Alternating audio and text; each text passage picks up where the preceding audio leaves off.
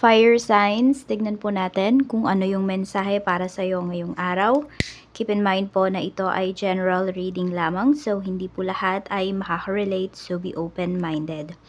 Sa mga hindi pa po nakasubscribe dito sa ating channel, please subscribe na po kayo and pa-like na din po ng ating video. At sa mga nice pong mag-avail ng ating private readings ng ating Evil Eye Amulet Necklace at ng ating Tears Bracelet, may kita nyo po yung link sa description box, Tarot Intentions by Aliana Reyes. Okay, so cleanse muna po natin ang ating space, ang ating energy, and ang ating cards.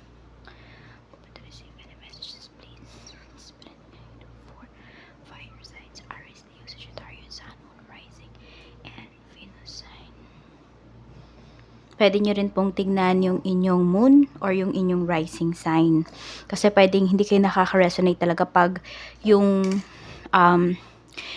sun sign nyo lang yung inyong pinapanood. So, tignan po natin ano pa yung mensahe. Ay, ano yung mensahe para sa'yo for today. Spirit guide, mensahe po natin. Okay. Okay, meron ako nakikita dito. Hindi ko alam kung marunong kayong mag-astral travel. Yung iba po sa inyo, fire signs, isa yan sa mga gifts po ninyo. Okay, meron ding pinapakita dito na for some of you naman, pwedeng magta-travel talaga kayo. Ayan, may pupuntahan kayo, may vacation na pinapakita po dito. Meron din dito pwedeng mag-change kayo ng location or magre-relocate po yung iba sa inyo. Meron kayong big moves na gagawin dito towards, parang pag-alis. Okay? Tingnan, wait lang, anuhin ko lang yung pusa. Ayan, kasi nakikita yata siyang butiki. So, ayan po. Meron din dito, may babaguhin nga po kayo sa life ninyo. May pagbabago. Okay? So, pwedeng meron dito, marirelocate kayo because of your job. Tignan natin. Or meron dito, pwedeng bago lang kayo sa isang lugar ngayon. So, medyo nangangapa pa yung iba sa inyo, fire signs. Tignan pa natin ano pa yung mensahe para sa'yo. Aries, Leo, Sagittarius. So, ayan po, i-ano nyo. I-enhance nyo pa yung skill po ninyo. Or kung paano nyo ba yan makokontrol. Kasi, minsan talaga pag nag-astral travel, okay, baka may mga maunahan kayo ng ibang spirit na pumasok ulit sa katawan ninyo, yung tipong ganun. So, alamin nyo kung paano nyo ba mapoprotektahan yung inyong sarili while you are astral traveling. Tignan natin. So, risky din talaga yan. So, dapat alam nyo yung mga dapat at hindi nyo dapat gawin. Or yun nga, kung paano nyo ba poprotektahan yung inyong sarili. So, pasensya na kayo. Ayan. Yung medyo hinihingal tayo. Tingnan natin. We have, ayan, the snake. We have the whipped.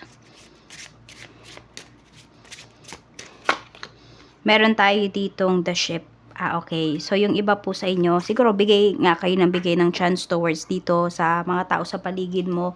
And then, hanggang sa napuno na yung iba sa inyo, fire signs. Kaya, kayo na lang, mas minabuti nyo na lang talaga na umalis. Okay, yun yung choice ninyo. Na umalis, umiwas na lang sa mga taong to.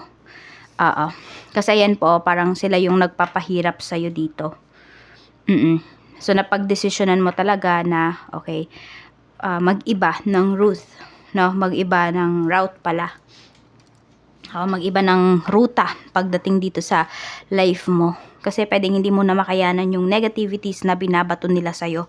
Kahit na ang binabato mo naman sa kanila, ang binibigay mo sa kanila is positive energy. So, tingnan natin ano pa yung mensahe para sa'yo. Mensahe po natin, Spirit Guide. Okay, meron naman ba dito, nagpaplano po kayo na umalis? Mag-travel. Fire signs yung iba sa inyo kaya hindi siya natutuloy. Meron pong kumukontra sa inyo dito. Meron dito, siguro alam niya kasi yung plano mo. So, lagi niya po yung kinukontra. Lagi kanyang ini-evil eye. I don't know kung yung taong to wala nang ginawa araw-araw kung hindi magsabi na hindi ka matutuloy.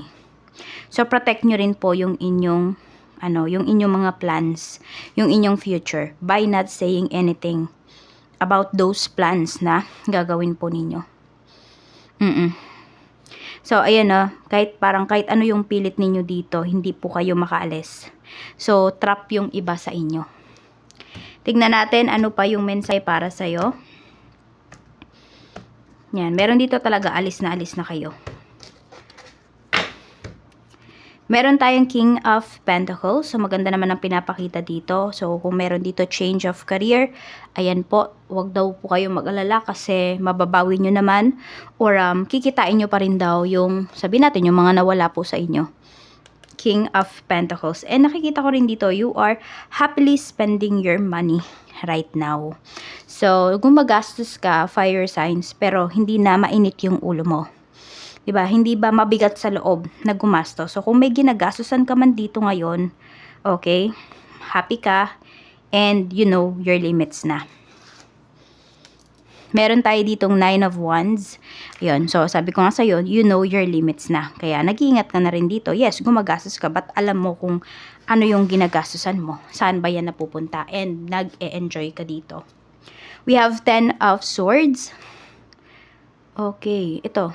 I don't know, naririnig ko kasi trust funds. Hindi ko alam kung about ba yun saan or bakit kayo may ganon, no? Ayan po. So, pwedeng iniingatan nyo rin yun. Medyo marami kayo ditong kailangang ingatan na pera or source of income po ninyo.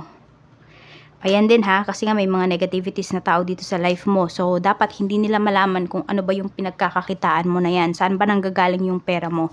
So, keep your mouth shut pagdating sa ganyang bagay. Mag-post ka lang ng isang pinagkakakitaan mo, okay na yun. Yung the rest, yung kung meron mang iba pa na source of income ka, wag na. Ano mo na yun, parang keep it to yourself na. Parang regalo mo na yun sa sarili mo para hindi ma-evil eye ng ibang tao.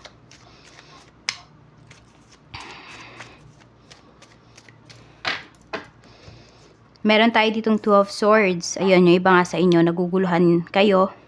Yes, may pag-alis, pero naguguluhan yung iba sa inyo. Kung tama ba yung gagawin ninyo? Tama ba yung pinipili ninyo na desisyon na umalis na kayo? Naguguluhan kayo dito. May mga tao po na nagbibigay sa inyo ng ng idea, no, para kayo po ay magdalawang isip. We have 10 of Wands. Pero tignan mo, pag-alis talaga yung pinapakita dito.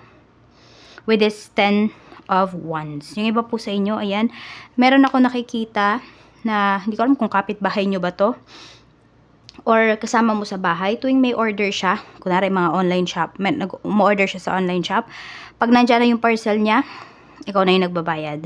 So, di po siya nagiiwan ng pera. Ayan, meron mang sakit ng ulo.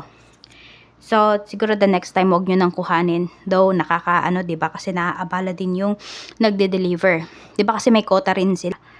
Pero ayun, para maturuan mo din ng leksyon tong tao na to na order ng order, wag mo na lang kuhanin. We have 2 of Cups.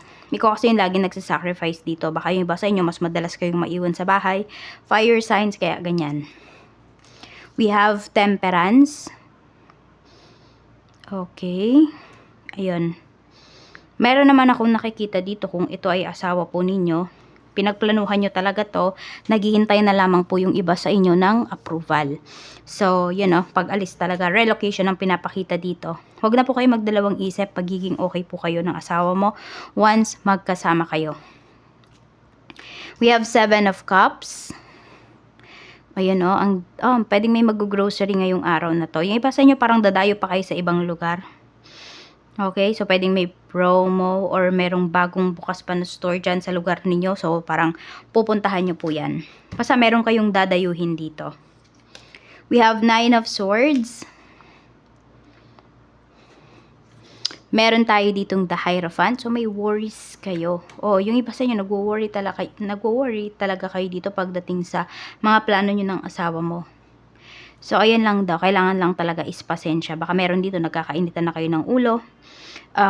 May mga nasasabi kayo sa isa't isa. Kasi may nafa-frustrate Yun yung nakikita ko dito. Kasi nga, pwedeng hindi natutuloy yung mga plans nyo. Or matagal, naiinip na yung iba sa inyo. Pero ayun, relax nyo lang yung energy ninyo. And,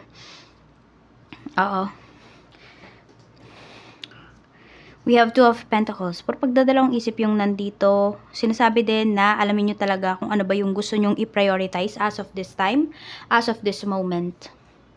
naguguluhan kayo dito. Ano ba yung uunahin nyo? Baka dalawa yung bansa or dalawa yung lugar na pupuntahan ninyo or na gusto nyong puntahan and hindi nyo alam kung ano ba dyan yung dapat nyo talagang i-pursue. Sige, pili ka number 1 or number 2. Okay, yung una bang lugar or bansa na gusto mong puntahan or yung pangalawa. Pili po kayo, 1 or 2. Tignan natin kung saan kayo mas magiging okay dyan. At kung gusto nyo naman po na mas malalim, pwede kayong magpa-career reading. Privately, ayan, para kuhang-kuha po talaga yung energy ninyo. So, tingnan natin, number 1 ba? Okay. Or, number 2. Pili po kayo. Ano nyo na lang yan, ha? I-post ninyo. I-post ninyo pala. Pag di pa po kayo nakakapili, okay? Sa pumili ng number 1, sa unang bansa ba na pinili mo, ayan, dyan ka ba mas uunlad? King of Wands, okay, maraming opportunities po para sa'yo dito. Yes? Okay, yes, yung sagot dito. Sa number 2, tignan natin, okay, sa pangalawang bansa ba na pinag-iisipan mo o pinipili mo, or pinili mo, dyan ka ba mas uunlad? We have 4 of Cups. Dun po sa una, mas maganda ito, piliin ninyo. Sa number 2 kasi, pwedeng, ayan, kasama mo nga yung asawa mo, pero, or meron kang kakilala dyan, pero matagal ka bago makahanap ng work. Dito, pwedeng mga opportunities yung lalapit sa'yo. Actually, iba nga sa inyo, may stress kayo kung ano ba yung i-accept ninyo na opportunity. Okay, kayo pa yung may stress dito. Kaya, ayan po, number 1, yung first choice ninyo, yan po yung piliin ninyo.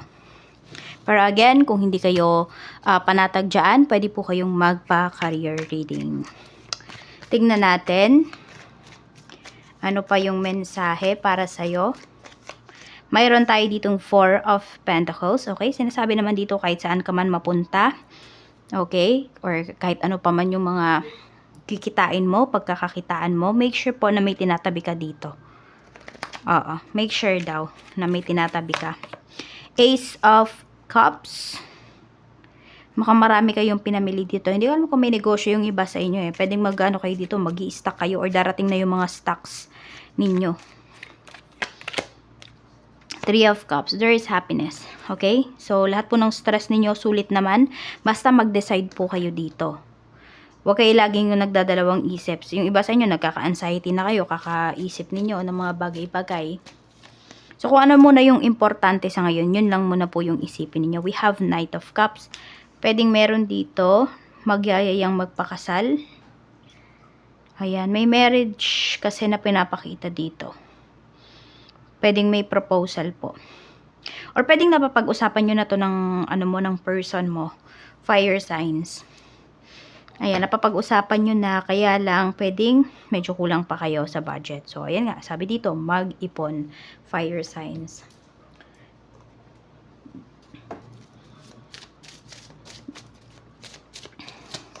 We have sweet success. O, yan po ang paparating para sa'yo. It is not difficult to get everything you want and enjoy it. Get what you want. Sabi ko nga, kailangan mo mag-focus. Ano ba talaga yung gusto mo? Yan muna po. Diyan ka muna mag-focus. Diyan mo muna ilaan yung iyong energy. At ngiting tagumpay ka dito. Maraming salamat po. Mag-iingat kayo always and more blessings to come.